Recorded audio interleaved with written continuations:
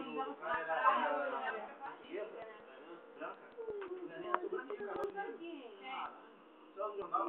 Eu vi sobre o casal dos gêmeos, que nasceu um escurinho e um branquinho. Que é o pai era escuro e a mãe branca. Gêmeos? Não, e o pior é que eles fizeram gêmeos de novo e é a mesma coisa. Mentira. Tá na mesa dele. A mulher levou porrada 2 vezes. Passando a gente olhando no jornal, um casal mesmo, de negro, negro, e o filho branco, branco, branco, de olho azul, azul, azul. Cabelo lisinho. É. O Marcelo não tinha nada a ver com Nada a ver, um branco, cabelo ruim, o outro moreno, mulato, cabelo liso. Marcelo e Carlos. O que é, cara?